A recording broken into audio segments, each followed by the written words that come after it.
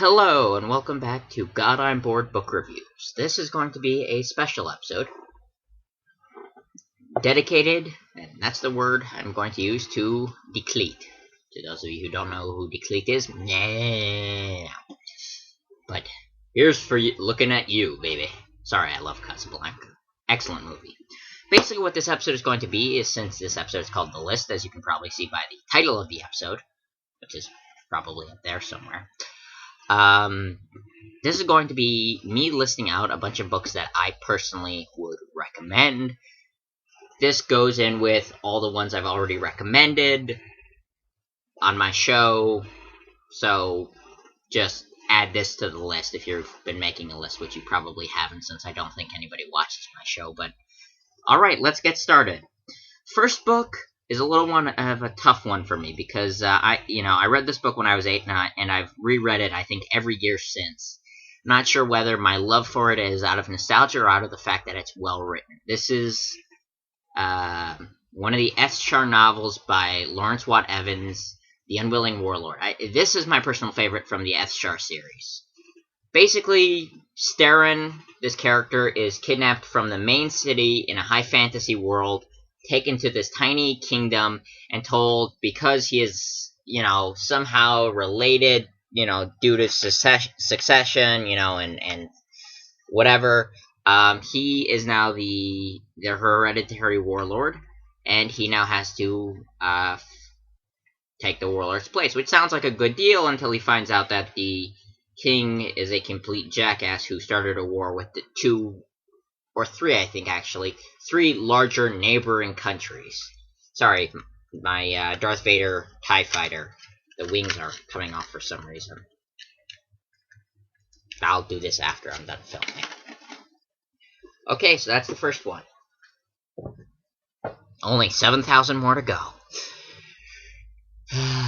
Okay, next we have... You're going to see me moving a lot in this episode, I should mention that. Lovecraft. If you don't know who Lovecraft is, shame on you. H.P. Lovecraft is a horror writer who died in 1937, and he creates some of the best horror you will ever read. I mean, even if you don't like horror, I mean, the suspense, his stuff is awesome. I think the thing he's most famous for is probably the Cthulhu. You probably, the less educated among my audience that doesn't exist will probably know him as the tentacly faced guy who appears in South Park and some other shows. But he's the creator of that, and he's got some great stuff. Another book up here, which I'm not going to drag down, is Le Ruse, The Phantom of the Opera. I love both the play, the musical, and the book. Next, we have The Road by Cormac McCarthy.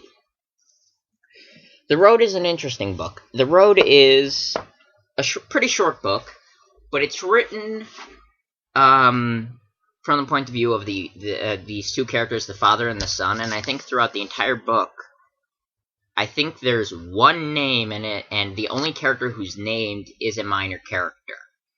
And yet you go through this entire book following this father and son in a post-apocalyptic world without them ever getting a name. So it's first of all, it's a great story, and also it kind of allows you to connect more to the characters, kind of put yourself in the place of either the father or the son, and kind of really experience viscerally what this kind of awful journey they're or endeavor they're going through. The Hitchhiker's Guide to the Galaxy by Douglas Adams. If you haven't read this, or if you have never heard of this, you don't deserve to live.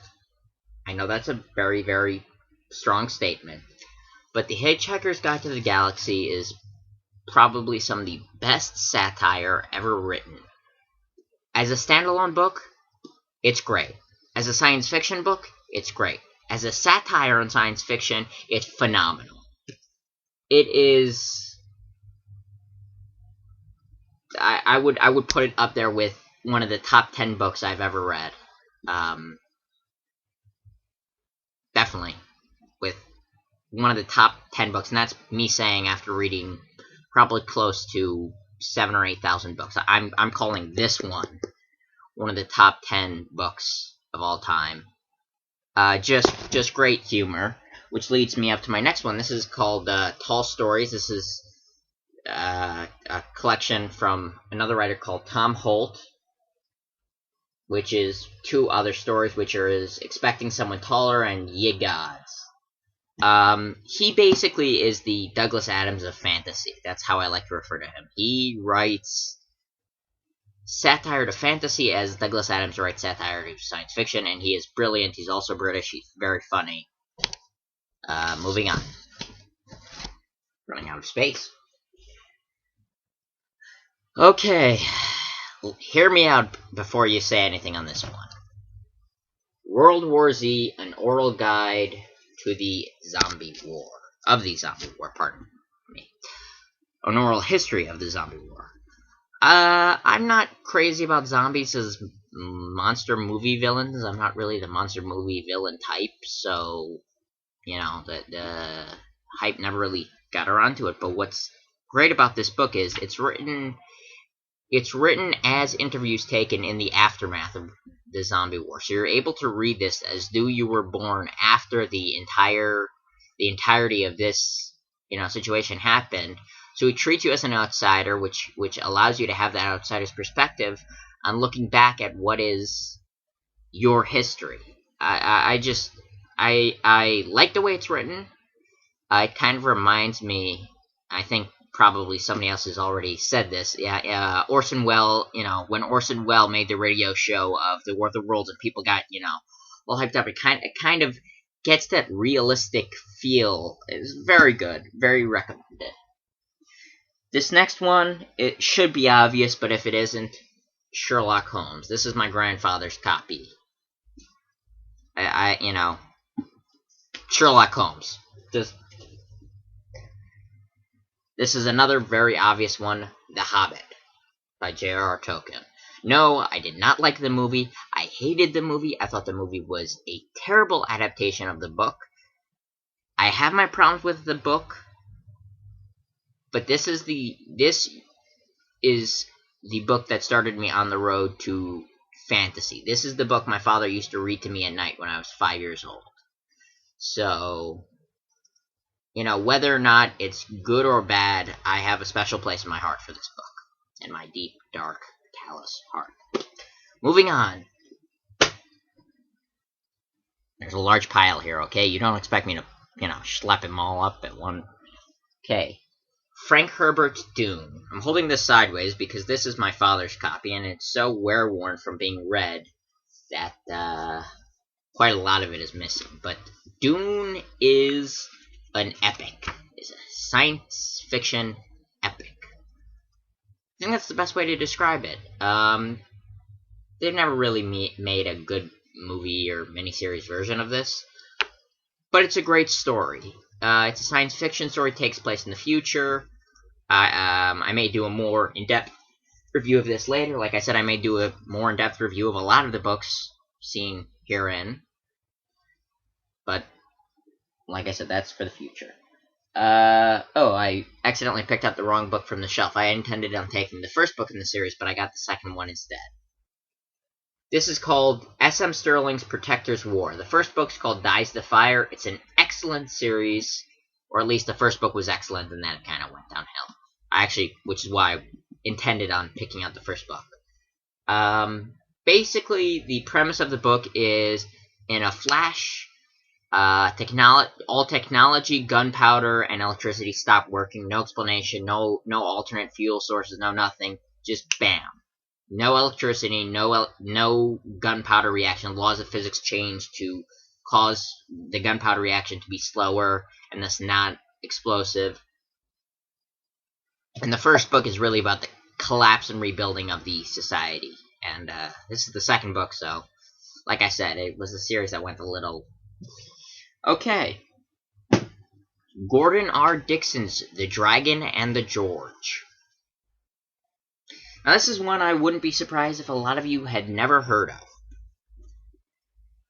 Gordon R. Dickson is a very little known, but very, very good fantasy and science fiction author who, yes, I'm trying to arrange piles of books here while I'm actually talking, who writes some great stuff. The Dragon and the George particularly is one of his that's a favorite of mine.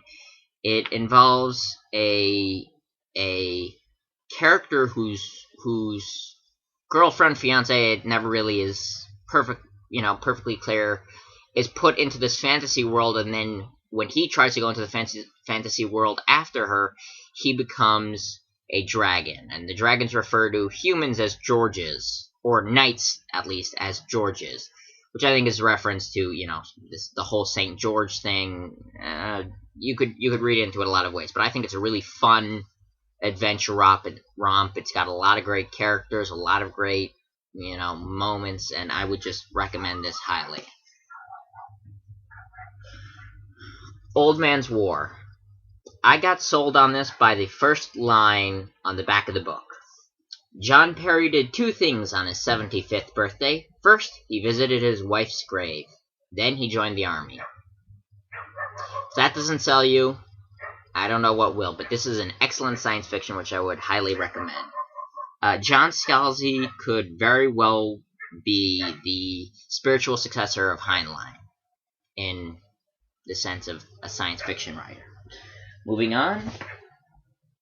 This is another one that I don't know whether it's special because it's got a special place in my heart or because it's actually good. David Eddings. This is his Belgariad series, or the first 3 books. I have them each individually. I love the series so much I actually bought compendiums of them. David Eddings is an author who puts a lot more emphasis on telling a story and creating characters than if you read all his books, you'll see where he decided to change the story to make the story better. But he passed away a few years ago. But this series also, I think, is one of the first fantasy series I read, and I very much enjoyed it. Like I said, great characters, great story, and it's got a sequel, The Malorian, and he's got a bunch of other, series that go along with it, so that was a copy of the first 3 books. The next book is a movie you've probably all either seen or heard about, so I'm just going to give it. It's a fiction book. It's Thomas Harris's The Silence of the Lambs. We all know about Anthony Hopkins' performance as Hannibal. I mean, he's fantastic. But the book itself is a very good, stressful book. I would highly recommend it. Stephen King has already been discussed on my show. Stephen King's Firestarter has not. Firestarter is probably his favorite of mine. The story I don't want to ruin because, well, basically it's one of my favorites, and I want you to read it. Philip K. Dick. This guy is, up there with Robert Heinlein and Isaac Asimov as the fathers of modern science fiction. Do androids dream of electric sheep? Apart from asking some very interesting questions, I mean, this was written quite a long time ago, back before cliches were cliche and twist endings were the norm. Not that this has a twist ending, but it's a very good book with a lot of good questions, a lot of good philosophy, and a lot to offer. It's the book that eventually became Blade Runner, and the two, I mean, there's some comparison, but read the book. Yes, I know, I always say read the book instead of watch the movie, but I'm the book guy. You can't expect a different answer from me. This was a gift for my bar mitzvah. This is a book I would recommend to any teen who wants to get into fantasy, and that is The Dark is Rising Sequence by Susan Cooper. It's 5 books: Oversea Under Stone, The Dark is Rising, Green Witch, The Grey King, and Silver on a Tree.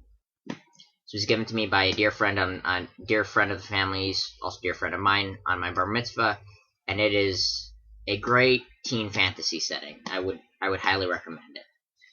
The next one actually has a good movie. I would recommend the movie, and that's saying something. But as always, I like the book more. One Flew Over the Cuckoo's Nest by Ken Kesey. Casey? I don't know. This one's pretty well known, so I don't think I need to go into detail, but maybe I'll do an episode on it sometime. The differences between it and the movie. Okay. This is one that I actually planned on doing an episode on by itself, because it's so much of a favorite of mine. In the end, I decided not to, because I filmed an episode, and and it was during a time when I was trying to get an editor for the show, and there was a problem. The editor fell through, so the episode I filmed, I couldn't air, and so now it's added to the list of books I love. A Wizard of Earthsea by Ursula K. Le Guin. This is some of the best fantasy. I mean, just period. I mean, this deserves, a 30-minute long episode by itself. So I'm not going to go into much detail. Do not, whatever you do, watch either the movie or the miniseries. They are atrocities. Atrocities almost on the level of the Star Wars prequels. So that should give you a little bit of perspective. This next one is interesting. This is actually the second book somebody borrowed my brother has the first book with him, but the second book of a series by a woman called Phyllis Eisenstein, called In the Red Lord's Reach. Now, one of the reasons why I'm pointing out this book is because the dedication is a little interesting. I don't know if you can read that, but it's for George R.R. Martin, who wrote A Game of Thrones. Yeah, so she's a friend of the famous writer, and also she's a decent writer in herself. Her Born to Exile tells the story of a minstrel in a medieval, kind of like historical medieval setting, who has the ability to teleport. And it's a medieval setting, so witchcraft is considered, heresy, and witches must burn, and it's his story. It's very fascinating. I'm actually going to take a break now and break it up into 2 episodes, because this is coming up on 20 minutes. So this is the list, part 1. Stay tuned for part 2.